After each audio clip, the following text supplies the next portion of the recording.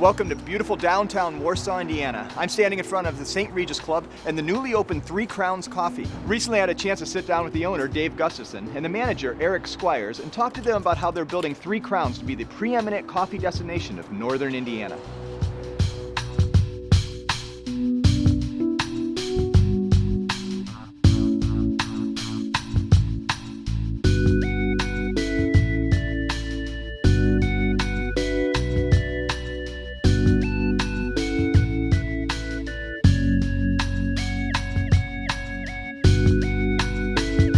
There was a demand. We had from day one, a lot of the members and guests saying, we need coffee here. We didn't want to, in those early stages, jump into it without being ready. So at the right time, Eric came along and we were able to do it.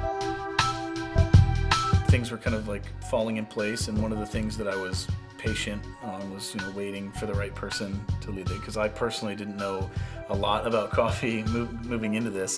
So again, as Eric became available, that just caused me to really make that decision to, it's time to just pull the trigger and move forward with it.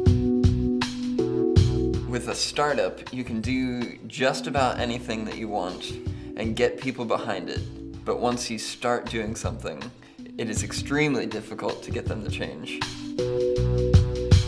Obviously, there's an understanding too that you won't be able to please every customer that walks in the door, and it's just an unfortunate thing. I think entrepreneurs want to make sure that they can somehow please everyone, but it's not always going to happen.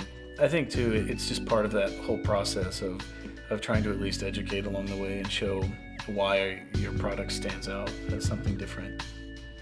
It helps. I mean, obviously Eric is extremely talented at what he does behind the coffee bar, and Dylan Ettinger, our other coffee barista, he's a sort of a pour-over technician, we call him, quite an expert as well. So it just helps to have the right people in place to be able to explain that and show the customers that come in the difference that they're getting here.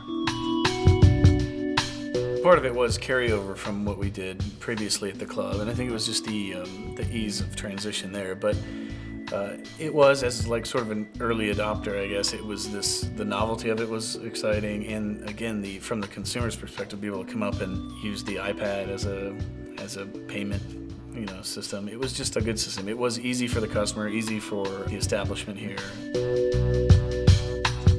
It's probably the single most important element of running a business, and I think that goes for any business, is having the right people in place. And so especially when you get into an industry like this where quality is so important, if you don't have the right people in place who are passionate about what they do, then it's going to be difficult for you. But when you do, and we've seen that now, to have the right people in place who are passionate about what they're doing, they really can't help but succeed at it.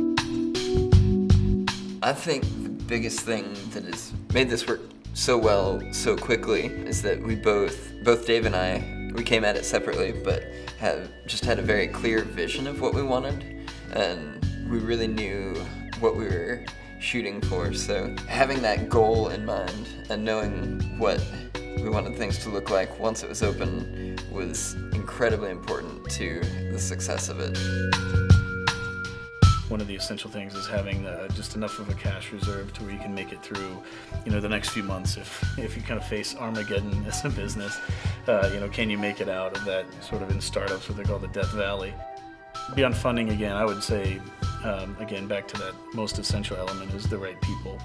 Having the right people. I mean, we have with Eric and Dylan, our other coffee guy, just the right team makes all the difference in the